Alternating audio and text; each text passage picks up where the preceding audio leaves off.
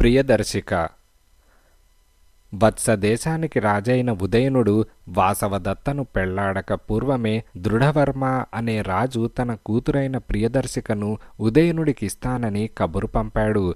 ఈ లోపుగా ఉజ్జయిని రాజైన ప్రద్యోత మహాసేనుడు వత్సరాజుకు తన కుమార్తె అయిన వాసవదత్తనిచ్చి వివాహం చేసే ఉద్దేశంతో ఒక పన్నాగం పన్నాడు.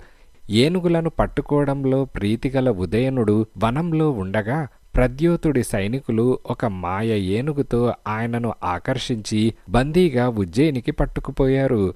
ప్రియదర్శిక వాసవదత్తకు పరాయిది కాదు. వాళ్ళిద్దరూ అక్కచెల్లెళ్ల బిడ్డలు, అంటే వేలు విడిచిన అక్కచెల్లెళ్ళు. దృఢవర్మ తన కుమార్తె ప్రియదర్శికను వత్సరాజైన ఉదయనుడికిచ్చి పెళ్లి చేయలేకపోగా కళింగరాజుకు కోపం తెప్పించాడు. ఎందుచేతనంటే కళింగరాజు ప్రియదర్శికను తనకిచ్చి వివాహం చేయమని దృఢవర్మను అదివరకే కోరి ఉన్నాడు. ఆమెను తనకు కాదని ఉదయనుడికి ఇవ్వజూపుతాడా అని ఆగ్రహంతో ఈ కళింగరాజు దండెత్తి వచ్చి దృఢవర్మ కోటను ముట్టడించాడు. వత్సరాజు ఉదయనుడు తన శత్రువైన ప్రద్యోత మహాసేనుడికి బందీగా చిక్కి ఉన్నాడు గనక ఆయన దృఢవర్మకు సాయం రాడని కళింగరాజుకు తెలుసు.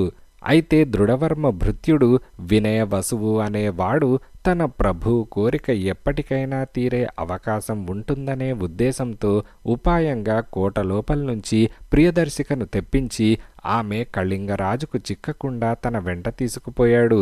అలా అతను ప్రియదర్శికను తీసుకొని ప్రయాణమై కొంతకాలానికి తన మిత్రుడైన వింధ్యకేతుడుండే చోటుకి చేరుకున్నాడు. ఈ వింధ్యకేతుడు ఒక అడవిదొర. వినయవసువు ప్రియదర్శికను అడవిదొర ఇంట ఉంచి కొంత దూరంలో ఉన్న అగస్త్య తీర్థంలో స్నానం చేసి రావటానికి వెళ్ళాడు.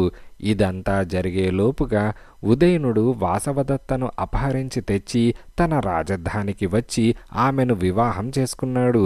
అంతేకాక ఆయన తన శత్రువైన అడవిదొరను జయించటానికి ఒక సేనాపతిని కొంత సేనను పంపాడు.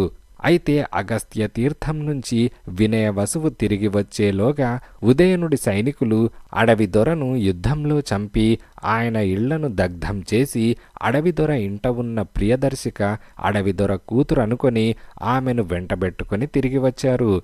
అడవిదొర కుమార్తెను తన సేనానాయకుడు తెచ్చాడని విని ఉదయనుడు ఆమెను చూడకుండానే తన భార్య అయిన వాసవదత్త వద్ద చెలికత్తగా ఉంచమని ఆజ్ఞాపించాడు. ఇంతలో ఆయనకు దృఢవర్మ వార్త తెలిసింది. ఆయన కళింగరాజుకు బందీగా చిక్కాడు. వాసవదత్త మూలంగా తనకు బంధువైన దృఢవర్మను చెరవిడిపించమని ఆయన తన సేనానాయకుణ్ణి తిరిగి పంపాడు. ఇప్పుడు ప్రియదర్శిక అరణ్యిక అనే పేరుతో వాసవదత్త వద్ద ఉంటున్నది. వాసవదత్త ఆమెను గౌరవంగానే చూస్తున్నది. ఇలా ఉండగా ఒకనాడు ఉద్యానవనంలో తలవని తలంపుగా ఉదయనుడు ప్రియదర్శిక ఒకరినొకరు చూసుకోవటం తటస్థించింది.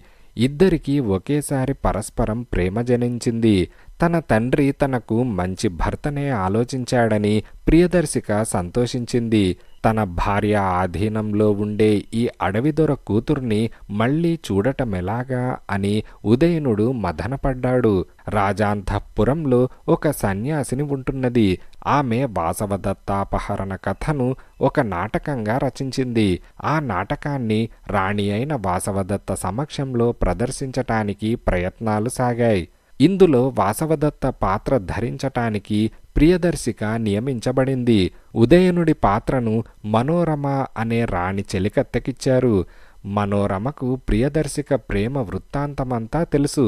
రాజు ప్రియదర్శిక కలుసుకోవటానికి సహాయం చేయటానికి కూడా సిద్ధంగానే ఉన్నది. దీనికి తగ్గట్టు రాజు తరపున విదూషకుడు కూడా ఆమె సాయం కోరాడు. నాటకం ఆరంభమైంది. ప్రియదర్శిక వాసవదత్త నగలను ధరించి రంగస్థలం మీదకు వచ్చింది. ఆమె అచ్చు వాసవదత్తలాగానే ఉన్నది. వారిద్దరూ అక్క చెల్లెళ్ల వరసవాళ్లే గనక ఇందులో పెద్ద ఆశ్చర్యమేమీ లేదు. అయినా వాసవదత్త ప్రియదర్శిక ఎవరో ఎరుగదు గనక ఆశ్చర్యపడింది. ఇంతలో ఉదయనుడి పాత్ర రంగస్థలం మీదకు వచ్చింది. ఈసారి వాసవదత్త ఆశ్చర్యంతో ఆగిపోక సంభ్రమంతో లేచి నిలబడి మహారాజు గారికి జయం అని అన్నది. పక్కన ఉన్నవాళ్ళు మహారాణి అది మహారాజు కాదు, మహారాజు పాత్ర మాత్రమే అని అన్నారు.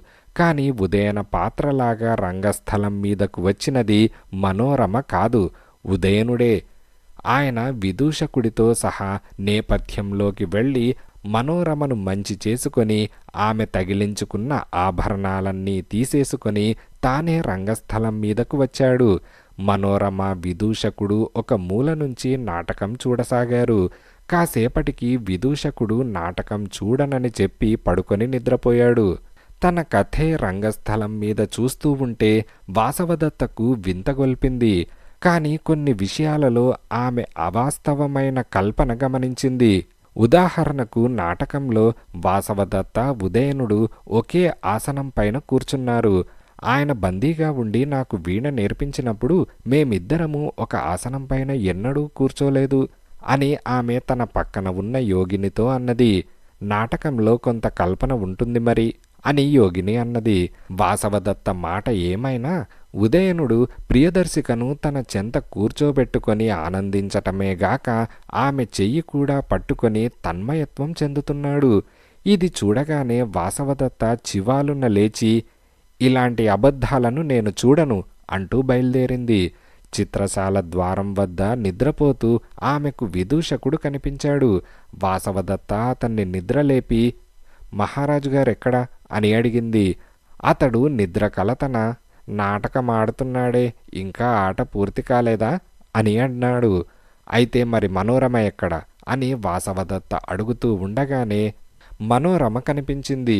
నువ్వు చాలా బాగా నటించావే అని వాసవదత్త వెటకారంగా అన్నది.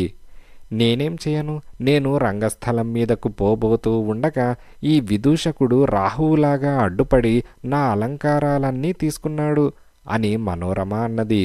ఉదయనుడు వాసవదత్తను క్షమాపణ వేడుకున్నాడు. ఉరుము ఉరిమి మంగళం మీద పడ్డదన్న చందంగా ఏ పాపము ఎరగని ప్రియదర్శికను వాసవదత్త చెరలో పెట్టించింది. ఇంతలో వాసవదత్తకు ఆమె తల్లి వద్ద నుంచి జాబు వచ్చింది. అందులో వాసవదత్త పినతల్లి భర్త అయిన దృఢవర్మ కళింగరాజుకు ఓడి 1 ఏడాదిగా కారాగృహవాసం చేస్తున్నాడని ఉన్నది. దృఢవర్మ కుమార్తె ప్రియదర్శిక ఏమైంది తెలియలేదు. ఈ వార్త విని వాసవదత్త దుఃఖితురాలై ఉండగా అరణ్యక పేరుతో ఉన్న ప్రియదర్శిక ఆత్మహత్య చేసుకోవటానికి విషం తాగినట్టు చెలికత్తెలు వచ్చి చెప్పారు.